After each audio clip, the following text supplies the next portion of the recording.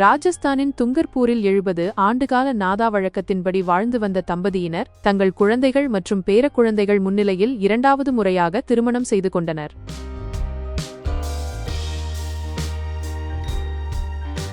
June 4ஆம் தேதி மாவட்டத்தின் கலந்தர் கிராமத்தில் நடந்த தனித்துவமான பினோலா விழாவில் ராமாபாய் அங்காரி மற்றும் ஜீவலி தேவி இரண்டாவது முறையாக திருமணம் செய்து கொண்டனர். 95 வயதான மணமகன் 90 வயதான மணமகளுடன் 7 சத்தியங்களை எடுத்துக்கொண்டார். அவர்களது குழந்தைகள் மற்றும் பேரக்குழந்தைகளின் உற்சாகமான நடனத்திற்கு மத்தியில் இந்த திருமணம் நடைபெற்றது.